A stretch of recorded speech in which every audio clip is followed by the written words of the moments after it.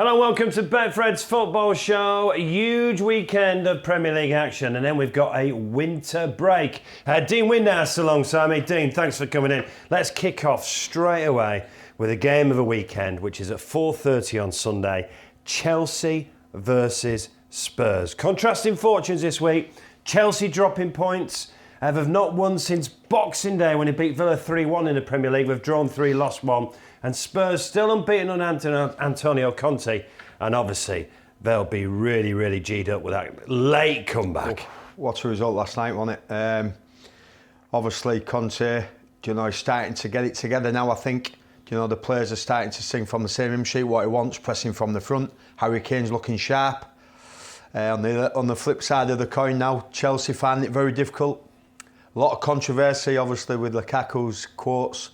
That he wanted to leave or He's not playing great, is he? Listen, you've got to play to his strengths. Unfortunately, the system that he doesn't like, obviously, you've got to get the ball in the wide areas. He's running in behind and balls are not coming in behind, and then he starts getting frustrated coming short. So you've got sympathy for Lukaku then? I've got sympathy. I disagree with his comments. I think if you're gonna have a chat, you go knock on the manager's door and you have a chat. You don't do it in public, because obviously then it festers to the group. And yeah, obviously we all know that they will probably finish in the Champions League place, but they're having a bit of a stutter at the minute. But obviously with the result last night for Tottenham, it'll give them a great boost in this derby. As you say, game of the weekend. Is there anything better than scoring a late winner? No, it's the best feeling in the world, by the way. And, hey, listen, and the boy is been tipped to leave the football club as well. Well, you don't let him leave after that, do you? 2 goals in seconds. Well, yeah. No, because if you haven't got him and you haven't got Song, you can't just rely on Harry Kane all the time. Obviously, he got a goal again last night. Well, this will be a great encounter. It will be a great encounter. I still think that Chelsea will win the game, and obviously with the confidence after last night, I think Tottenham will score. Come on, give us a score. I think Chelsea, after the blip they've had, they have to stop the rot, as they say in football. So I'm going to go for both teams to score. I'm going to go for Chelsea a 3-1 win. 3-1 win Chelsea. Let's just talk about the top of the table. Fred's already paid out on Man City. He's declared the Championship race over. Look, 11-point gap to Liverpool. I think City are going to win a title out there, the way they're playing as well. So, Liverpool and Chelsea will probably, like you say, occupy the second and third spot. So it's a real race for the top 4. And looking at Spurs, they're just 1 point behind West Ham now, with 3 games in hand. Yeah, I think, well, the one thing about it is that, West Ham have got to beat teams like Leeds United to get in that top 4 mark. If that's that's the consistency that Moyes will be looking at.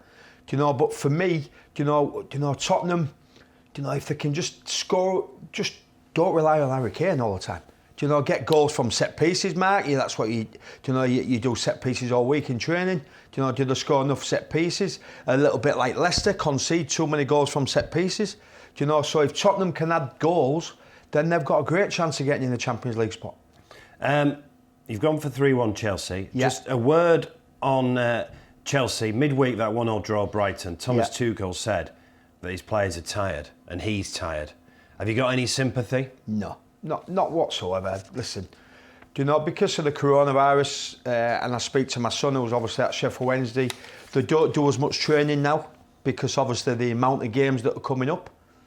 But surely they're wrapped in kid gloves, by the way, Mark. Even when I played, you got well looked after. You'd rather play than train, wouldn't you? You'd rather. Well, nobody wants to train. They just want to play games. And I think if you ask players, are you tired? Tired. Why are you tired? You're an athlete. You're getting looked after, you're getting well fed, you're getting all the nutrition, you're getting the right drinks. So for me, no, I'm not having it. It's an excuse because your team's not doing well. When your teams are winning games, look at Leeds United. We spoke before the show. Putting kids on the bench, bringing kids off the bench to play football. Allowing under 23 players to get in the first team squad when Leeds United have got 11 injuries. All right, well, let's deal with the COVID issue. So 21 Premier League games being called off. What is your stance on it now? I just think that they have to go prove these tests to the Premier League or to whoever. Or should only be called off if there's a certain number of COVID cases? If you've got 5, listen, if you've got 4 or 5 and maybe 6 players who's tested positive, then I can accept it. Yeah. Because as you said there, you've got kids coming through under 23s. They're playing for the England under 21s, most of them, or they're international footballers. Who's played. Some have played a lot of Premier League, some haven't. But I'm not having. Like as you say, Leeds are a great example. Bielsa has put 2 or 3. Tonight we've got the battle of the COVID tests, haven't we, in the League Cup, Arsenal versus Liverpool. Wow. So, supposedly Arsenal only had 1 positive case on Sunday, yet they got that game called off. Liverpool had those false positives, obviously not their fault, why the first leg was called off. I mean, they should have played, shouldn't they? They should have played the game, and I think... what surprised me, Arsenal under 23s played on Friday night. If that game had been off, it was a bit different. What have I just said to you? So why can't you play a couple of the 23s in the semi-final? They're there for a reason. There must be good players. And they're not allowing them to push them through. So no, I think it's nonsense. A word on tonight's game. I thought Arsenal were excellent at Anfield, by the way, defensively. Ben White looked some centre back. But I'm going to disagree with you, Matt, because I've played against 10 men many times, and it's very hard to break down. You're not. That. Listen, the way that Liverpool play anyway. Yeah, you've lost Mane, you've lost Salah to the African nations. They're not as strong as what they would be with them in the team. But for me, you 2 banks of 4, then you leave 1 up top. They're very hard to break down. Be a different kettle of fish tonight. Be a different kettle of fish tonight. How do you see it? I fancy Liverpool all day long. I think that obviously, they've been disappointed that, listen, they had a sitter, didn't they? They missed a sitter towards the end of the game at Anfield. Yeah. But I have gone for a prediction. I think that Liverpool will win this game tonight. I think they'll get to the final. They'll press from the front that they normally do. Arsenal always try getting people on the counter-attack, but I just think Liverpool will be too strong tonight, and I think they'll win 2-1. 2-1 Liverpool. That's in a semi-final of the League Cup, the second leg. Friday night, Watford versus Norwich. This is 18th versus 17th, and what an incentive for both teams. So Watford obviously can pull away from Norwich, or Norwich could go above Watford. It's huge, this game, isn't it? Dean Smith's done an incredible job, hasn't he, really, for Norwich. He's got so many results since he's been there. Ranieri, always been renowned to get results, especially at home. I think Watford are strong at home. They've had some good results lately. It's that tight at the bottom now. As you just said there, there's 1 point adrift from each other. I think both teams will score. I think it'll be a draw. I don't think Norwich will go there and be expansive. I think they'll sit and try getting him on the counter-attack, leave Pookie up there on up top, and go with a 4-5-1 system and try getting him on the break. But I think that, listen, this is a tight game, and none of these teams will want to get beat. I think Watford, in the end, will be delighted with getting that draw against Newcastle. But what a win. What a win for Norwich at home to Everton. Unbelievable. And Everton are struggling, aren't they? And, I wouldn't have called that. Yes, I know Benitez was under pressure before this game. But, listen, I think that, Watford holding on against Newcastle. They'll stand him in good stead in this game. But I just think it'll be a draw. I think it'll be a 1-1 draw. 1-1, I think both teams will score, but it'll be very cagey. Both teams will allow to sit off and then try getting on the counter-attack. Right, we've mentioned Everton. They're at home to Aston Villa. So Duncan Ferguson most likely in charge on Saturday, and Steven Gerrard going to Goodison Park. How do you see this? I see Everton winning. You think they'll get that kind of reaction straight away? Without a shadow of a doubt. He's got so much respect from the players, as Big Dunk. And people were talking about Wayne Rooney, Benitez, Martinez coming in and taking the job. The first thing on my lips was give it Dunk to the end of the season. He's got massive respect from the players. He knows the club inside and out. He had a great response when he took caretaker charge last time.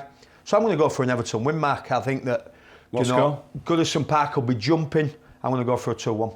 2-1. I think 2-1. Yeah. Will Coutinho start for Villa?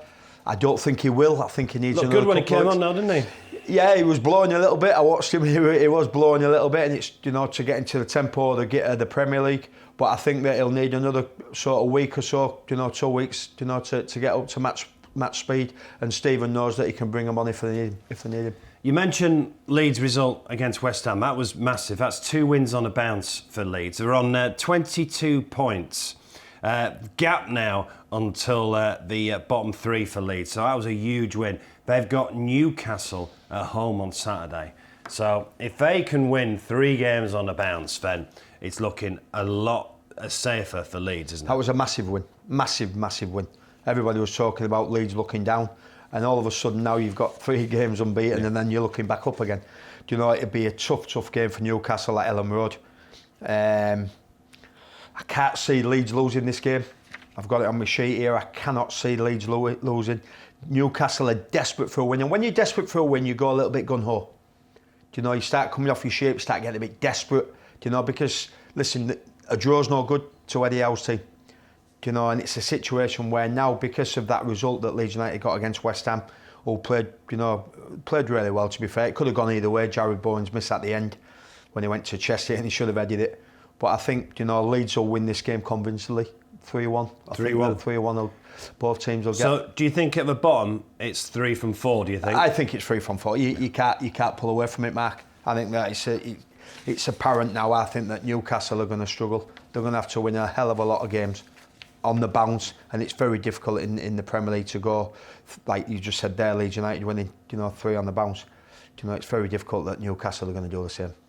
Brentford Wolves. Brentford were great in the first half against Manchester United. De Gea, superb again for Manchester United.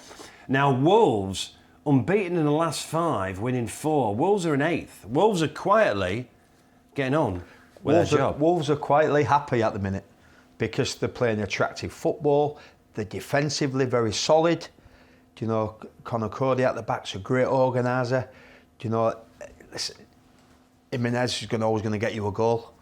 Listen, the one thing about Brentford now is I fear for them, Mark. I really do.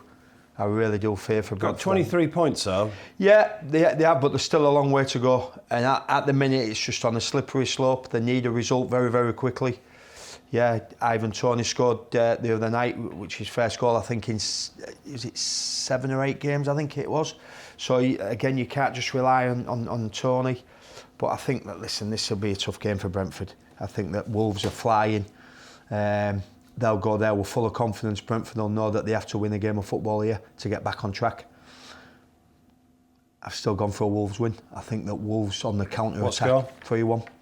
I think Brentford will score.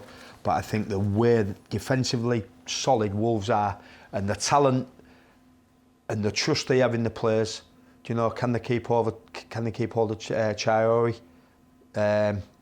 who scored the other night? He probably should have scored, when he hit one over the bar with his left foot, but he gets his goal. He's a threat. If he just, they're talking about him going to Tottenham, they were reluctant to let him go. I won't let him go. Yeah. I won't let him go. So I'm going to go for a 3-1 Wolves win. 3 o'clock Saturday, Manchester United, West Ham. Now, I think this is fascinating because Manchester United were awful at home to Wolves in their first Premier League game. Then they scraped through against Aston Villa in the FA Cup. Then they threw away with a 2-0 lead. Now, last night, second half, they won 3-1. So, if Rannick's beginning to make a difference, you need to see a performance at Old Trafford from Manchester United, don't you? Yeah, and you need Pogba back. You need Ronaldo back. You need all your What do you make of Ronaldo? You want to see your players angry when they get taken off, don't you? Of course you do. Of course you do. Listen, at the end of the day, you respect your manager when you do bring him off. You shake his hand, you sit down, and listen. If you're not happy, if you're happy it's coming off, then managers will be more angry. For me, if West Ham win this game, they go 1 point behind Man United, and that's a massive, massive result for West Ham. I think that obviously after the result the other night, yeah, it wasn't a great performance, but it was a good result. In the sense of 3-0, nobody called it. But I think that, West Ham, again, very good away from home, just sitting. But you've got Bowen now on fire, Antonio. Yeah, and if West Ham win, they put themselves 5 points between Manchester United. 5 points. It's mad, and it's at the situation now where West Ham, if they want to get them top 4, they've got to go and get a result. I've gone for a 2-2 result.